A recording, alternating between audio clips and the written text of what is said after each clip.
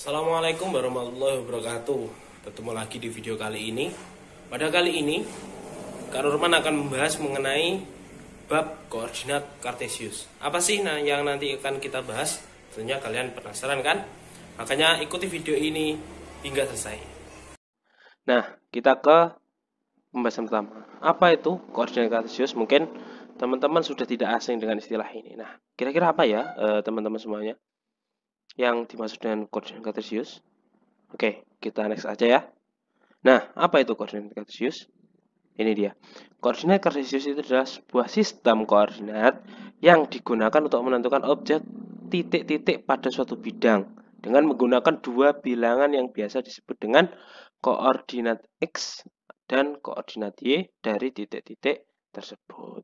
Itulah pengertian dari koordinat kartesius. Nah, ini adalah gambaran dari koordinat kartesius, teman-teman. Nah, pada koordinat kartesius ini ada dua buah sumbu. Ada sumbu vertikal dan sumbu horizontal. Nah, ini yang pertama sumbu X adalah sumbu yang mendatar ini, teman-teman. Dan yang kedua adalah sumbu Y, ada sumbu yang tegak, yang berdiri. Dan pada pertemuan kedua sumbu ini ada titik O atau titik pusat yang berkoordinat 0,0. Nah, ini dia sumbu X yang mendatar ini, teman-teman ya. Memiliki sumbu X ini menjadi dua, yaitu sumbu X positif dan negatif. Nanti kita akan bahas untuk itu. Nah, ini sumbu X dan yang ini sumbu Y yang tegak. Ini sumbu Y. Nah, selanjutnya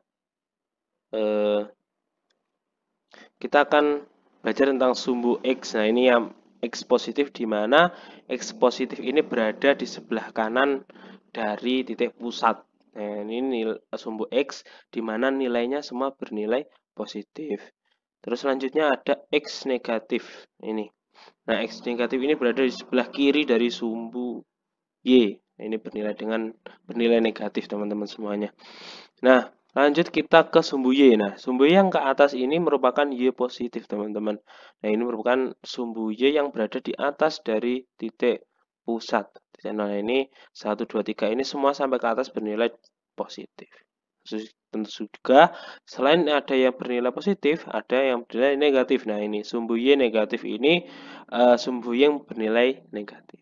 Nah, selanjutnya kita belajar mengenai posisi titik terhadap sumbu X dan sumbu Y. Nah, posisi titik sendiri merupakan letak titik pada bidang koordinat kartesius. Nah, posisi titik pada bidang koordinat kartesius dituliskan dalam pasangan beruntun, yaitu X, Y, di mana bilangan X menyatakan jarak titik dari sumbu Y dan bilangan Y menyatakan jarak titik dari sumbu X. Nah, untuk lebih mudahnya kita ke gambar aja ya, teman-teman ya. Nah, ini sebelumnya kita belajar tentang kuadran. Nah, dalam koordinat kartesius ini kita mengenal ada 4 kuadran, teman-teman. Nah, yang pertama ini ada kuadran 1. Kuadran 1 dan selanjutnya ada kuadran 2, ada kuadran 3 dan ada kuadran 4. Nah, kuadran-kuadran ini memiliki nilainya masing-masing, teman-teman. Nah, untuk kuadran 1 ini bernilai X, Y. Maksudnya sumbu X dan sumbu Y pada kuadran 1 ini bernilai positif. Selanjutnya di kuadran 2 kita lihat bahwa sumbu X pada kuadran 2 ini bernilai negatif, sedangkan sumbu Y-nya tetap bernilai positif. Nah, di kuadran 3 ini semuanya bernilai negatif, teman-teman, yaitu min X, min Y. Jadi, sumbu X dan sumbu Y-nya bernilai negatif, dan di kuadran yang terakhir, kuadran 4, ini sumbu Y-nya yang bernilai negatif, sementara sumbu X bernilai positif, seperti itu.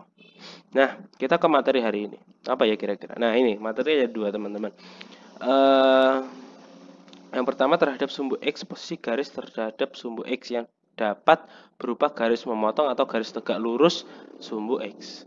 Yang kedua juga terhadap sumbu Y juga, posisi garis terhadap sumbu Y ini dapat berupa garis jajar, garis memotong atau garis tegak lurus dengan sumbu Y. Nah, ini merupakan garis-garis yang memotong sumbu Y, teman-teman. Nah, ini ada I1, I2, I3, I4. Kalau kalian perhatikan bahwa garis-garis yang memotong sumbu Y ini sejajar dengan sumbu X.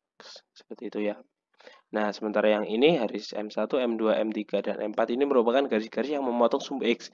Di mana garis-garis ini, pada contoh ini merupakan garis yang sejajar dengan sumbu Y. Nah, seperti itu. Oke, kita langsung ke contoh aja ya teman-teman. Kita belajar mengenai titik pada bidang koordinat kartesius. Nah, diketahui ada titik A, B, dan C pada bidang kartesius seperti gambar di bawah ini ya. Tuh, ada 3 titik teman-teman ya. Nah, pertanyaannya yang A, tentukan koordinat D agar terbentuk persegi panjang ABCD. Yang kedua, tentukan keliling persegi panjang ABCD.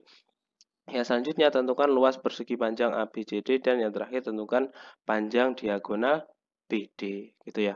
Oke, kita ke yang pertama dulu aja ya teman-teman. Bagaimana kita membuat titik D agar gambar ini nanti berbentuk persegi panjang kalau kita hubungkan titik-titik pada koordinat kartesius ini. Nah, bagaimana? Nah, ini. Agar terbentuk persegi panjang, maka D harus terletak pada kuadran 3. Nah, kuadran 3 tepatnya di titik min 3, min 1.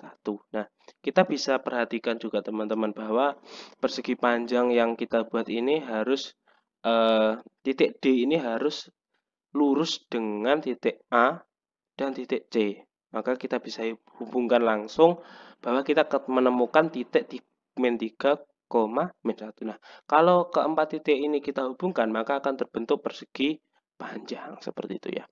Nah, lanjut kita ke keliling bangun datar. Nah, keliling bangun datar adalah jumlah panjang setiap sisi. Oleh karena itu, keliling ABCD merupakan jumlah panjang dari sisi A ditambah sisi B ditambah sisi CD dan ditambah sisi AD. Berapa? Nah, di sisi AB tadi panjangnya adalah 6 satuan. Kalau kita bisa lihat di gambar yang sebelahnya tadi, nah ini itu bisa kalian hitung sendiri, titik 3 ke titik min 3 itu adalah 6 satuan. Terus titik BC atau garis BC ini 4 satuan. Bisa kita lihat di titik 3 sampai ke min 1 ini adalah 4 satuan. Nah, ketika kita jumlahkan maka ketemu keliling persegi panjang ABCD merupakan 20 satuan panjang. Seperti itu ya. Nah, kita luas. Nah, kita tadi sudah melihat bahwa panjang AB merupakan panjang dari persegi panjang ini. Sementara panjang BC merupakan lebarnya. Nah, kita sudah hitung bahwa panjang AB tadi 6 satuan ya teman-teman. 6 satuan panjang. Sementara panjangnya BC itu 4 satuan panjang. Kalau kita kalikan maka ketemu luas persegi panjang ABCD adalah 24 satuan luas. Nah, ini mohon maaf ini salah ya teman-teman ya. Harusnya 24 satuan luas. Nah, untuk menentukan diagonal panjang BD, nah ini digunakan rumus Pythagoras. Kita sudah mungkin teman-teman juga sudah ingat bagaimana rumus Pythagoras juga ya teman-teman ya. Nah, dari gambar tadi kita menemukan bahwa rumus Pythagorasnya adalah BD sama dengan akar dari BC kuadrat ditambah CD kuadrat. Nah, seperti yang sudah kita ketahui bahwa BC itu bernilai 4 dan CD bernilai 6. Maka BD ketemu akar dari 4 kuadrat ditambah 6 kuadrat. Nah, sama dengan akar dari 16 ditambah 36 kuadrat. Ketemu akar dari 52 dan bisa kita sederhanakan bahwa akar dari 52 itu merupakan 2 akar 13. Nah, sederhana dari akar 52 adalah 2 akar 13. Nah, jadi panjang diagonal BD adalah 2 akar 13 satuan panjang.